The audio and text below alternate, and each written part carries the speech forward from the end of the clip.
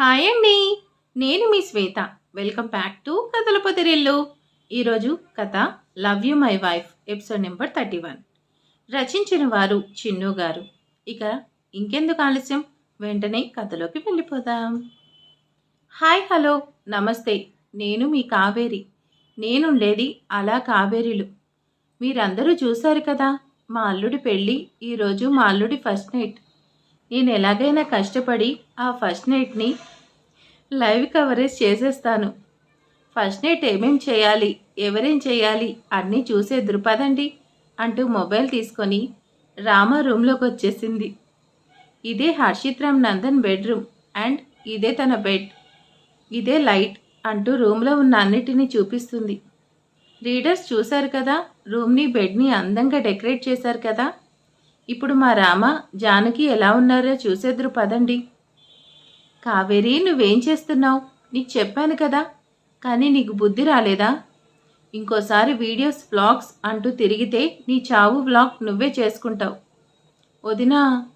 Shoe Kaveri, నేను ఆనందంగా ఉన్నాను కాబట్టి నిన్నేం అనట్లేదు. ఫస్ట్ నువ్వు ఇక్కడి నుంచి వెళ్తావా లేదా?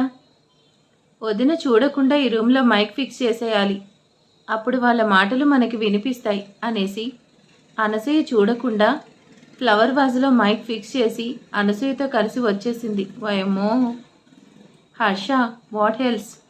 ఎన్నో టెన్షన్స్ మధ్యలో నీకు జానకికి పెళ్లి జరిగింది. ఇకపై అన్నీ మర్చిపోయి లైఫ్ని నువ్వు స్టార్ట్ చేయి. రేయ్, నువ్వు కూడా ఏంటి? అన్నీ తెలిసి నువ్వు ఇదే మాట్లాడుతున్నావు. నేను ఈ పెళ్ళి ఎందుకు చేసుకున్నానో నీకు తెలుసు కదా. మాకు జరిగింది పెళ్ళి కాదు, మేము దీన్ని పెళ్ళి అనుకోవట్లేదు. It's just a agreement. పెళ్లి పీటలపై నన్ను చూడగానే అక్కడి నుంచి వెళ్ళిపోయింది. అలాంటిది నాతో కలిసి లైఫ్ స్టార్ట్ చేస్తుందంటే నువ్వెలా నమ్ముతున్నావు? తనతో మాట్లాడి 1 year తర్వాత డివోర్స్ ఇచ్చేస్తానని ప్రపోజల్ పెట్టిన తర్వాతే కూడా తను కూడా పెళ్లికి ఒప్పుకుంది. ఈ పెళ్లి వల్ల తనకు ఎలాంటి ఇబ్బంది కలగకూడదు అండ్ నేను ప్రజెంట్ అదే ఆలోచిస్తున్నాను. అండ్ 1 year వరకు ఈ విషయం ఎవరికి తెలియడం నాకు ఇష్టం లేదు. నువ్వు రేపు లాయర్తో మాట్లాడి మా మ్యారేజ్ ప్రూఫ్ సబ్మిట్ చేసి ఆ కేసుని క్యాన్సిల్ చేయించు. ఇది బయటికి రావడం నాకు ఇష్టం లేదు. హర్ష, ఎందుకు ఇలా చేస్తున్నావు? పెళ్లి చేసుకున్నావు, లైఫ్లో హ్యాపీగా ఉండకుండా ఇదంతా ఏంటి? వైష్, ఈ డిస్కషన్ ప్రొలాగ్ చేయడం నాకు ఇష్టం లేదు. ఫస్ట్ మార్నింగ్ నేను చెప్పింది చెయ్యి, నో మోర్ డిస్కషన్ అంటూ హర్ష అనేసరికి వైష్ అక్కడి నుండి వెళ్ళిపోయాడు. జానకి, నువ్వు జరిగిందంతా మర్చిపోయి నీ లైఫ్ని కొత్తగా మొదలు పెట్టడానికి ఇదే నువ్వు చేయాల్సిన తొలి అడుగు. పెళ్ళి ఇద్దరు మనుషుల్ని ఒక్కటి మాత్రమే చేస్తుంది, కానీ ఈ కార్యం ఇద్దరిని ఏకం చేస్తుంది. పెళ్లితో బంధం మొదలవుతుంది, కానీ కార్యంతో బంధం బలపడుతుంది. అమ్మా, నేను నిన్ను నమ్మాను, కానీ నువ్వు కూడా నన్ను మోసం చేశావా? నీకు పెళ్లి కొడుకు ఎవరో ముందే తెలుసు కదా, ఎందుకు నాకు చెప్పలేదు? ఎందుకు మోసం చేశావు? జాను, నీకు నిజం చెప్తే అక్కడ పెళ్లి పీటలపై చేసిందే చేస్తావని తెలిసే నీకు నిజం చెప్పలేదు. అంతేకాని నిన్ను మోసం చేయాలనుకోలేదు. నేనేం చేసినా నీకోసమే, నీ మంచి కోసమే అని నమ్ముతావు కదా. ఇది కూడా నీ మంచి కోసమే జరిగింది. మనిషి మీద కోపం నీటి మీద రాతల్లా ఉండాలే కానీ నుదుటి మీద గీతల్లా కాదు. మీ మధ్యలో ఏం జరిగిందో నేను అడగాలనుకోవట్లేదు. ఒకరి మీద ప్రేమైనా కోపమైనా క్షణం చాలు, కానీ నమ్మకం కలగాలంటే జీవితం కూడా సరిపోదు. హర్ష ఇప్పుడు నీ భర్త, తన మీద నమ్మకం పెట్టు. జానకి, నాకంతా మంచి జరుగుతుంది. అమ్మను కూడా అందరినీ నమ్మించినట్టే నమ్మించి మోసం చేస్తున్నాడు. అంతేలే, కన్నతల్లే నమ్మేసింది, ఇంకెవరైనా నమ్మకుండా ఉంటారా? నేనే ఇన్నాళ్ళు నమ్మాను కదా. నేను ఈ పెళ్లి చేసుకుంది తన మీద నమ్మకంతో కాదు, నాకు వేరే ఆప్షన్ లేదు. అందుకే నీ ఇష్ట ప్రకారం పెళ్లి చేసుకున్నాను. నా ఇష్ట ప్రకారం ఐఏఎస్ అయిన తర్వాత తనకి డివోర్స్ ఇచ్చేస్తాను. జానకి అంటూ అనసూయ లోపలికి వచ్చేసరికి జానకి తన ఆలోచనలు పక్కన పెడుతూ డోర్ వైపు చూసింది. జానకిని రూమ్లోకి పంపించాలి, ముహూర్తం టైం అవుతుంది అంటూ జానకి చేతికి పాల గ్లాస్ ఇస్తుంది. జానకి, మీ అత్తయ్య కాళ్ళకు నమస్కారం చెయ్యి అంటూ కవిత అనేసరికి ఈ పెళ్లి వల్ల ఎవరికైనా మంచి జరిగిందంటే అది మీకే అనుకుంటా. అత్తగారు హోదాలో మీరు అనుకున్నది చేసేస్తున్నారు, తప్పదు కదా అనుకుంటూ అత్తయ్య అనసూయ దగ్గరికి వస్తుంటే అనసూయ జానకిని ఆపుతూ, అవసరం లేదు, ప్రేమ గౌరవం మనసులో ఉండాలి. ఇప్పుడు నువ్వు నందన్ వంశ కోడలు, నా కొడుకు హర్షిత్రామ్ నందన్ భార్య. ఈ రోజు నుంచి ఇంటి కోడలుగా నీకు కొన్ని బాధ్యతలు ఉంటాయి. అవన్నీ కూడా సక్రమంగా నిర్వర్తించాలి. అందులో మొదటిగా నువ్వు చేయాల్సింది ఈ వంశానికి తొలి వారసుడిని అందించడం. పద అంటూ జానకిని అందరూ కలిసి హర్ష రూమ్లోకి తీసుకెళ్లారు. జానకి రూమ్లోకి వచ్చి రూమ్ని ఓసారి కన్నెత్తి చూసింది. ఈ రూమ్ ఆ రోజు నేనొచ్చిన రూమ్ కదా, ఇది తన రూమ్. నేను తన రూమ్లోకి వచ్చానని తనకు ముందే తెలుసు. అన్నీ తెలిసి ఎన్ని నాటకాలు ప్లే చేశాడు. Janu, you look so pretty. నేను ఇలా చూడాలని ఈ క్షణం కోసం చాలా వెయిట్ చేస్తున్నాను. What else? మనం అనుకున్న జరిగింది. నీకు నాకు పెళ్ళైంది. మన పెళ్ళి అగ్రిమెంట్ అది ఇది అన్నాడు. ఇప్పుడేంటి ఇలా మాట్లాడుతున్నాడు? నేనేదో తన భార్య అన్నట్టు, నిజంగానే మాకు ఫస్ట్ నైట్ అన్నట్టు బిల్డప్ ఇస్తున్నాడు. నీ సైలెంట్గా ఉంటే అన్నట్టే చేస్తాడు. ఇప్పుడే గట్టిగా వార్న్ చేస్తాను అంటూ హర్షని కోపంగా చూస్తూ అనేంతలో జానకి దగ్గరికి వచ్చిన హర్ష జానకి నోటికి చెయ్యట్టు పెడుతూ, మాట్లాడకు అన్నట్టు సైగ చేశాడు. జాను, వెన్నెల రాత్రి నిన్నిలా వైట్ శారీలో చూస్తూ ఉంటే నేను నిజంగానే కంట్రోల్ తప్పేలా ఉన్నాను. ఫస్ట్ నైట్కి వైట్ శారీ, మల్లెపూలు, పాల గ్లాస్ ఇవన్నీ ఎందుకంటావు? నువ్వేంటి, నేనెన్ని మాట్లాడుతున్నా నువ్వేం మాట్లాడకుండా ఉంటావేంటి? ఓ, అర్థమైందా? అర్థమైంది. సిగ్గా? అదేంటో మరి, ఆడపిల్ల పెళ్ళైతే మాత్రం ఇలా మొగుడు దగ్గర ఎక్కడ లేని సిగ్గు పడుతుంది. నా దగ్గర నీకెందుకు సిగ్గు? ఇప్పుడు మనం వైఫ్ అండ్ హస్బెండ్ కదా. జాను, ఇంకెంతసేపు ఇలానే మాట్లాడుకుందాం. ఫస్ట్ పాలు పంచుకుంటే తర్వాత మురిపాలు షేర్ చేసుకోవచ్చు కదా. జాను, పాలు కొంచెం తాగు. అలా సిగ్గుపడతావేంటి జాను? జాను, నిన్నిలా కాదు అంటూ నవ్వుతూ కిస్ చేస్తున్న సౌండ్ వస్తుంది. షూ, ఇదేంటి సౌండ్ సడన్గా ఆగిపోయింది? ఏమైంది? మైక్లో ఏమైనా ప్రాబ్లం వచ్చిందా? మైక్ బాగానే ఉంది కదా, ఎందుకు వాయిస్ కట్ అయింది? ఇన్ని రోజులు హర్ష వదిన కోసం పెళ్లికి ఒప్పుకుంటున్నాడనే డౌట్ ఉండేది. బట్ ఇట్స్ కన్ఫర్మ్, హర్ష జానకిని ఇష్టపడి పెళ్లి చేసుకున్నాడు. కావేరి ఆంటీ మొబైల్ రింగ్ అవుతుంటే రూమ్లో చూస్తూ బాల్కనీలోకి వచ్చింది. జ్ఞాపిక, నేనే కాల్ చేద్దాం అనుకున్నాను, నువ్వే కాల్ చేసావు. మామ్, కాల్ చేయకుండా ఉంటానా? ఏమైనా తెలిసిందా? బావా జానకిని ఎందుకు పెళ్లి చేసుకున్నాడు? ఒసేయ్, నువ్వు చెప్పింది నిజమేనా? నాకు నమ్మాలనిపించట్లేదు. హర్షకి పెళ్లి చేసుకోవడం ఇష్టం లేదు, అందుకే నీకు బ్రెయిన్ వాష్ చేసి నిన్ను వెళ్ళిపోయేలా చేసావన్నావు. బట్ ఇక్కడ సీన్ రివర్స్లో ఉంది. ఆ జానకితో రొమాంటిక్గా మాట్లాడుతున్నాడు. చూస్తుంటే హర్షకి పెళ్లి చేసుకోవడం ఇష్టమే అనిపిస్తుంది. మామ్, బావకి పెళ్ళంటే ఇష్టం లేదు, ఇదే కాదు, అసలు పెళ్లి చేసుకోవడం ఇష్టం లేదు. బావ నన్ను మ్యానిపులేట్ చేసి నన్ను పెళ్లిలో నుంచి వెళ్ళిపోయేలా చేశాడు. ఇదంతా కూడా నాకు నిన్నే తెలిసింది, అందుకే నీకు వెంటనే కాల్ చేశాను. షూ, నీకెలా తెలిసింది జ్ఞాపిక? ఎవరు చెప్పారు? దీపాలి. నిన్న నేను హైదరాబాద్ వచ్చాను. ఎయిర్పోర్ట్లో దీపాలి నన్ను కలిసింది. తనే నాకు చెప్పింది. బావ దీపాలిని లవ్ చేశాడు, అది అందరికీ తెలిసిందే కదా. బట్ అత్తయ్య చెప్తే పెళ్లికి ఒప్పుకున్నాడు, కానీ అది నిజం కాదు. అత్తయ్య ముందు పెళ్ళంటే ఇష్టం అన్నట్టు పెళ్లి చేసి క్యాన్సిల్ చేశాడు. అది ప్రూవ్ చేస్తేనే నాకు మళ్ళీ ఇంట్లోకి ఎంట్రీ ఉంటుంది. నువ్వే నాకు హెల్ప్ చేయాలి. మామ్, హర్షబాబు గురించి నిజం అందరికీ తెలిసేలా చేయాలి. జ్ఞాపిక, నువ్వు చెప్తుంటే నమ్మాలనిపిస్తుంది, బట్ సాక్ష్యం లేకుండా వదిన ముందు రామాని కాల్ఫిట్ని నిలబెడితే మన ప్రాణం తీస్తుంది. నేను చేయాల్సింది నేను చేస్తాను. ఆ లోపు నువ్వు ఇక్కడే ఉన్నట్టు నాకు కాల్ చేసినట్టు ఎవరికి తెలియనివ్వకు. టైం చూసి ప్లాన్ చేద్దాం అంటూ కాల్ కట్ చేసింది కావేరి. జ్ఞాపిక చెప్పేది నిజమైతే హర్ష వల్లే నా కూతురు నాకు దూరమైంది. హర్షను వదిలిపెట్టను. అందరిలో హర్ష చేసిన మోసం బయటపడేలా చేస్తాను. హర్ష తన హ్యాండ్ మీద కిస్ చేస్తుంటే జానకి వియర్డ్గా చూస్తూ తన నోటి మీద పెట్టిన హర్ష ఇంకో హ్యాండ్ని పక్కకు నెట్టేసింది. హర్ష గారు, వాట్ ఆల్ దిస్? అంటూ జానకి అంటుంటే, జాను స్టాప్ అంటూ కావేరి ఆంటీ పెట్టిన మైక్ని ఆఫ్ చేస్తాడు. మా కావేరి అత్త మన మీద డౌట్తో ఈ మైక్ సెట్ చేసింది. అదే టైంకి నేను చూశాను, అందుకే ఇలా చేశాను. మన మధ్య అగ్రిమెంట్ ఇంట్లో వాళ్ళకి తెలియకూడదు కదా.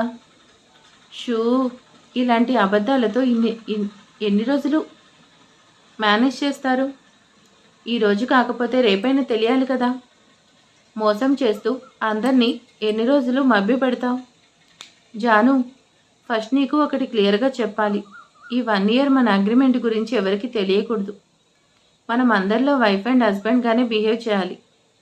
ఈ అగ్రిమెంట్ గురించి ఎవరికి తెలిసినా, ముఖ్యంగా మా మామ్కి తెలిసినా, ఐ స్వేర్ ఆన్ యూ, నీకు లైఫ్లో డివోర్స్ ఇవ్వను. ఎన్నాళ్ళైనా నువ్వు ఇక్కడే ఉండాలి, అర్థమైందా? అండ్ మోస్ట్ ఇంపార్టెంట్ థింగ్, నిజం బయటపడితే నాకు ఎంత ప్రాబ్లం అవుతుందో సేమ్ నీకు కూడా అంతే అవుతుంది. అమ్మో, నిజమే కదా, కోపంలో మర్చిపోయాను. అమ్మ హెల్త్ అసలే బాగాలేదు కదా అనుకుంటూ వద్దు, నేను కూడా దీనికి ఒప్పుకుంటాను. కానీ అంతకంటే ముందు మనం కొన్ని విషయాల్లో క్లియర్గా ఉండాలి. కొన్ని కండిషన్స్కి మీరు ఒప్పుకోవాలి హర్ష గారు.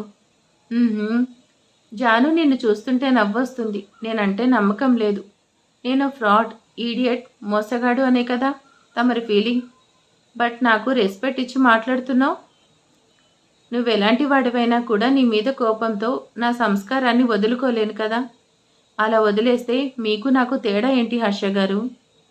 షూ, సర్లే, ఇప్పుడు నీ కండిషన్స్ ఏంటో తగలెట్టు. అంతలోనే జానకి తనని కాస్త సీరియస్గా చూసేసరికి, ఐ మీన్ నీ కండిషన్స్ చెప్పమంటున్నా. కళ్ళల్లో కోపం బాగానే ఉంది, కాస్త కూల్ అవ్వచ్చు కదా. పాలు తాగుతావా? ఇదేం వద్దంటున్నా ముందే చెప్తున్నాను. నా మీద ఎప్పుడూ మీ అథారిటీ చూపించకూడదు. ఈ 1 ఇయర్ కూడా నేను ఈ ఇంటి కోడలిగా మాత్రమే ఉంటాను. నీకు నాకు ఎలాంటి సంబంధం ఉండకూడదు. నీ లిమిట్స్ నువ్వెప్పుడూ క్రాస్ చేయకూడదు. రూమ్ బయట మాత్రమే మనం వైఫ్ అండ్ హస్బెండ్. ఈ రూమ్లో జస్ట్ లైక్ స్ట్రేంజర్స్. నువ్వెలా ఉంటావో, ఎలా ఊరేగుతావో నీ ఇష్టం. నీ విషయాల్లో నేను ఇంటర్ఫియర్ అవ్వను. అండ్ అలానే నా విషయాల్లో కూడా నువ్వు ఇన్వాల్వ్ అవ్వకూడదు. నీకు నాకు పెళ్ళైందనే విషయం మన 2 ఫ్యామిలీస్ మధ్యలోనే ఉండాలి, ఎవరికి తెలియకూడదు. అండ్ నువ్వు చెప్పినట్టు నేను ఐఏఎస్ అవ్వడానికి కూడా నువ్వే సపోర్ట్ చేయాలి. మీ మామ్ నన్ను కోడలు అని నా మీద అథారిటీ చూపిస్తే పడుండాల్సిన అవసరం నాకు లేదు. లిమిట్ క్రాస్ చేయనంత వరకు బేట్ చేస్తాను, బట్ క్రాస్ అయితే మాత్రం నా వల్ల కాదు. ఈ బెడ్రూమ్లో నీకు నాకు మధ్యలో మినిమం డిస్టెన్స్ ఉండాలి. నా దగ్గరికి రావడానికి కానీ, నాతో మిస్బిహేవ్ చేయడానికి కానీ అస్సలు ట్రై చేయకూడదు. నీ సంగతి బాగా తెలుసు కాబట్టే చెప్తున్నా. నా నీడను కూడా టచ్ చేయకూడదు. బయట కూడా నా మీద వైఫ్ అనే అథారిటీ చూపించకూడదు. కానీ సిచ్యువేషన్ బట్టి మేనేజ్ చేస్తే పర్లేదు, కానీ ఇన్వాల్వ్ అవ్వకూడదు. మీ మామ్ వంశాంకురం అంటుంది. ఆ కన్వర్జేషన్ మళ్ళీ రాకూడదు. అండ్ మెయిన్ థింగ్ అంటూ హర్ష దగ్గరికి వస్తూ హర్షని వెనక్కి నెట్టేసేసరికి హర్ష బెడ్ మీద పడ్డాడు. ఓయ్, ఇదేంటి ఇలా పడేయడం కూడా నీ కండిషన్లో ఉందా? చాచా అంటూ బెడ్ మీద పిల్లో సెట్ చేస్తూ, నాకు అలా కింద పడుకోవడం, నిన్ను చూసి భయపడడం అలవాటు లేదు. బేసిక్లీ నేను ఆ టైప్ కాదు. ఆ లైన్ దాటి నువ్వు రాకూడదు. ఇదో పెద్ద లక్ష్మణ రేఖ. ఓ తన్ను తంటే పడుంటుంది, అంతేనా? ఇంకేమైనా ఉన్నాయా కండిషన్స్? జానికి ఆలోచిస్తున్నట్టుగా ఫోర్స్ పెడుతూ, ప్రస్తుతానికి అంతే, తర్వాత ఏమైనా ఉంటే యాడ్ చేస్తా. నాకు నిద్ర వస్తుంది. గుడ్ నైట్ హర్ష గారు. జాను, నీకే కాదు, నీ కండిషన్స్ ఒప్పుకోవాలంటే నాకు ఒక కండిషన్ ఉంది. నువ్వు దానికి ఒప్పుకోవాలి, లేదంటే అంటూ పిల్లోస్ని సైడ్ చేస్తూ, ఈ గీతను దాటేస్తాను. ఆ పిల్లో జానకి మీద వేస్తూ అంటాడు. జానకి ఆ పిల్లోని మళ్ళీ సెట్ చేస్తూ, నీ కండిషన్ ఏంటో చెప్పంటూ జానకి అనగానే, జానకి నుదుటి మీద పడిన ముంగురులను వెనక్కంటూ, నేనేంటో నీకు బాగా తెలుసు కదా, కానీ ఇంట్లో నేనెవరు అనేది ఎవరికి తెలీదు, ఎవరికి తెలియకూడదు. నువ్వు నిజం చెప్పకూడదు. నిజం తెలిసే సిచ్యువేషన్ వస్తే నువ్వే మేనేజ్ చేయాలి. నీ కండిషన్స్కి ఒప్పుకుంటాను, కానీ తప్పు చేయడం ఎందుకు? ఇప్పుడు ఇలా భయపడడం ఎందుకు? తప్పు చేసే ముందు ఈ భయం ఉంటే ఈ సిచ్యువేషన్ వచ్చేది కాదుగా. నేనేం తప్పు చేయలేదు, నాకు నచ్చింది చేశాను. నిజం చెప్పడానికి నేనెవరికీ భయపడను. అబద్ధం చెప్పమంటే కారణం భయపడుతున్నాం అని కాదు. కొన్నిసార్లు ప్రేమ ఇష్టం కూడా నిజాన్ని దాచేస్తాయి. నీకిప్పుడు చెప్తే అర్థం కాదు, ఫేస్ చేస్తేనే తెలుస్తుంది. మనం కలిసి ఉండేది 1 ఇయర్. అలాంటప్పుడు మన మధ్య ఇదంతా అవసరమా? అప్పటిలా ఫ్రెండ్స్లా ఉండొచ్చు కదా. నేను అదే చెప్తున్నాను. 1 ఇయర్ తర్వాత మనం ఎవరిదాన్ని వాళ్ళు వెళ్ళిపోతాం. అలాంటప్పుడు అవసరం లేదు కదా. గుడ్ నైట్ హర్ష గారు.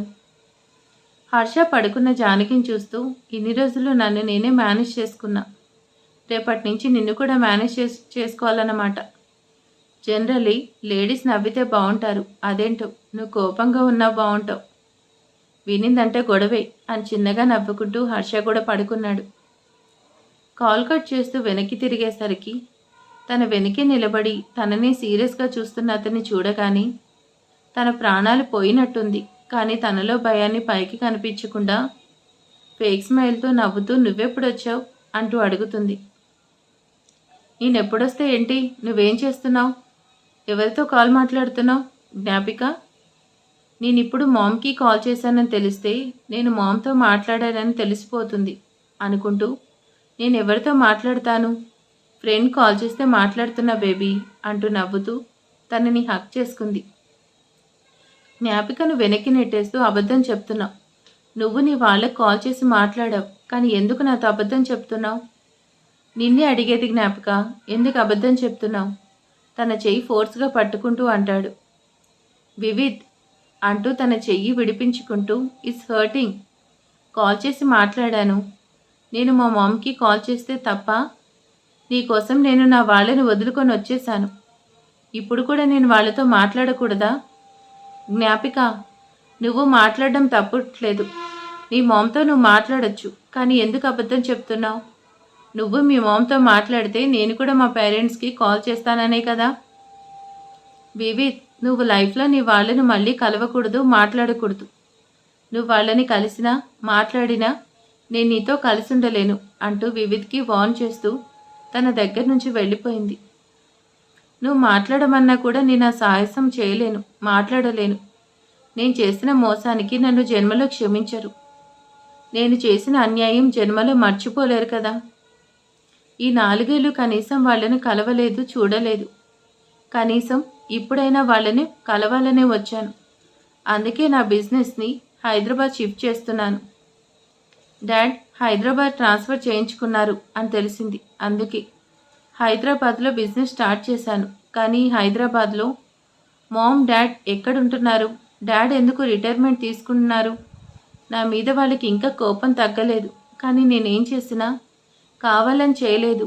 లైఫ్లో ఎదగాలని ఫస్ట్ టైం మీ మాట కాదు అన్నాను. దానికి నన్ను మీకు శాశ్వతంగా దూరం చేసేశారు. నాకు తెలిసి ఈ వివిధ్ ఎవరో అనుకుంటే జానకి ఫస్ట్ హస్బెండ్ అనుకుంటా. అది కవిత శేఖర్ కొడుకు వివిధ అనుకుంటున్నా. ఇంతకుముందు కవిత కొడుకు పేరు వివిధ అన్నట్టు నాకు గుర్తు. సో అంటే జ్ఞాపికతో ఉన్నది వివిధ్, అంటే కవిత కొడుకు, జానకి ఫస్ట్ హస్బెండ్. ఓకే, మీకు అర్థమైందా? మీకు ఏదైనా గుర్తొస్తే నాకు కామెంట్ చేయండి. ఇప్పుడు నా దగ్గర అన్నీ ఉన్నాయి, డబ్బు, ఆస్తి, బంగారం, విల్లాస్, కార్, వాట్ నాట్ అన్నీ ఉన్నాయి. బట్ మీరే లేరు.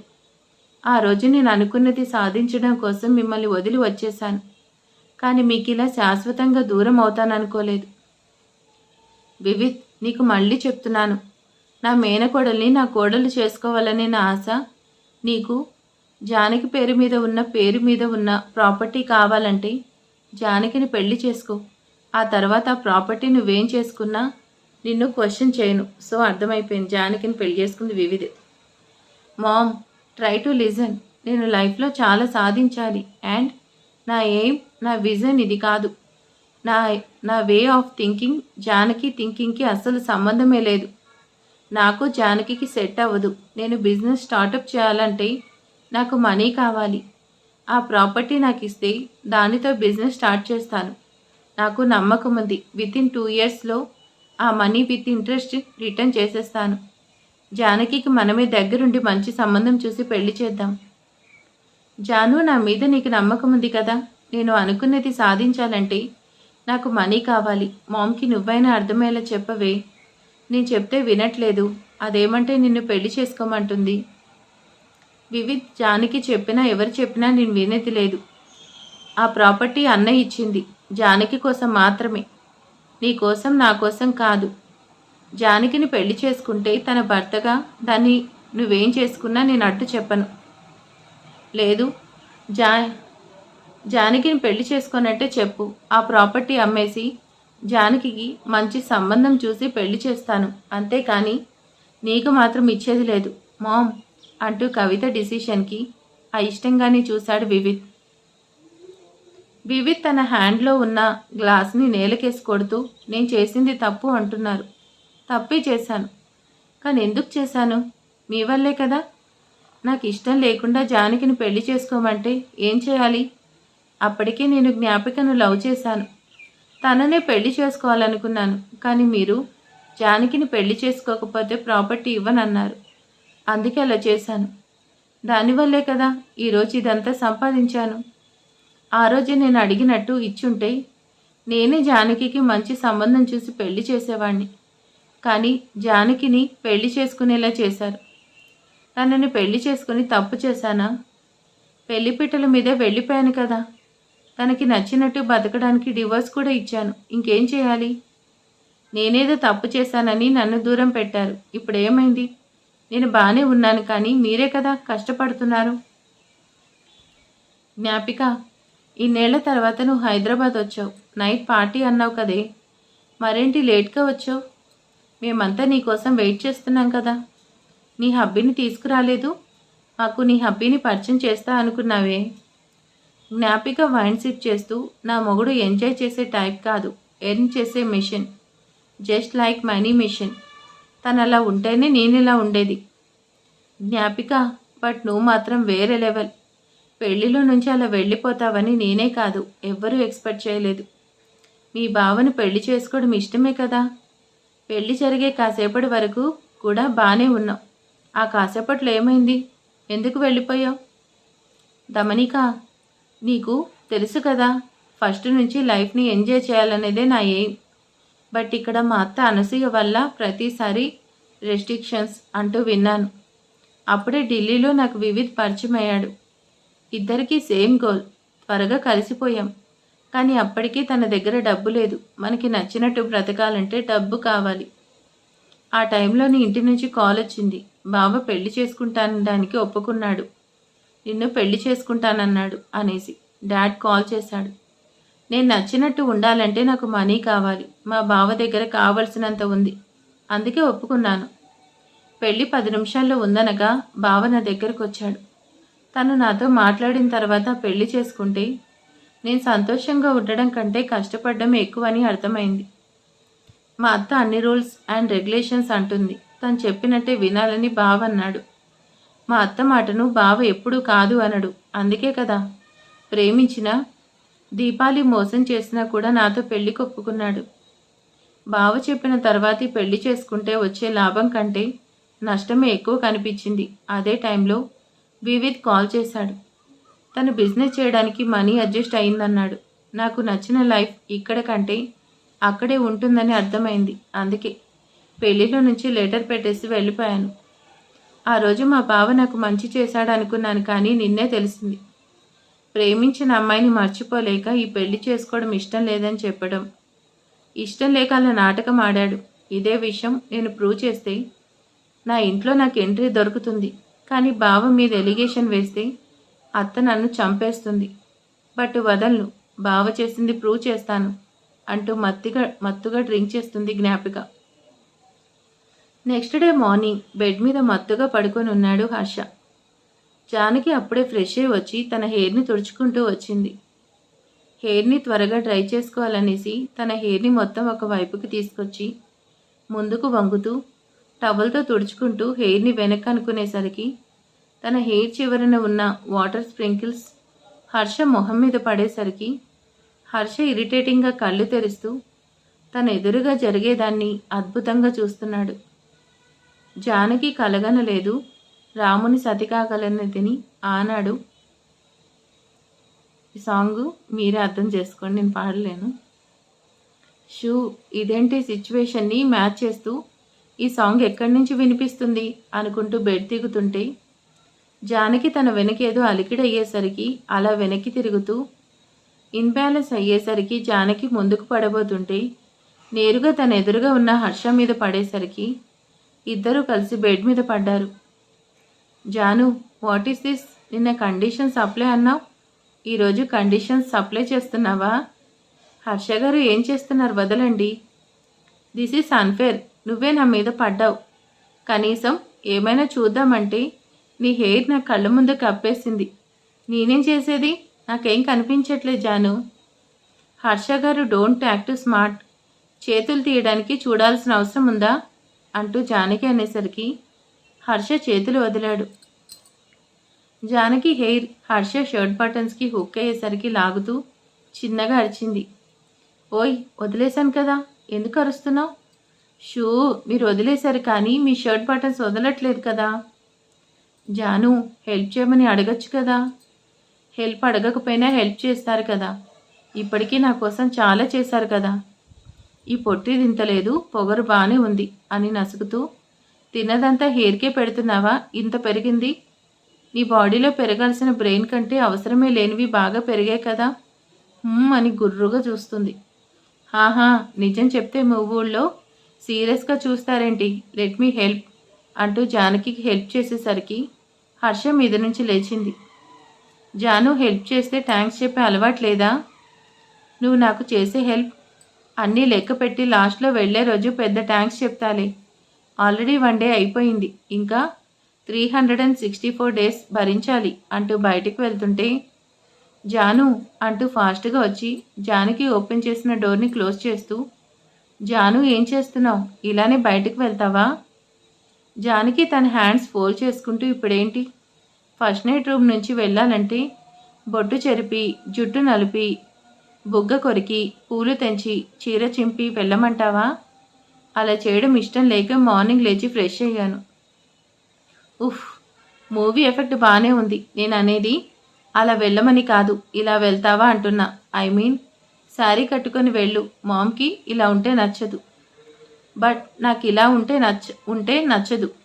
డ్రెస్ నా కంఫర్ట్ కోసం వేసుకుంటాను, అవతల వాళ్ళ కంఫర్ట్ కోసం కాదు. అండ్ నాకు శారీ డ్రాప్ చేయడం రాదు.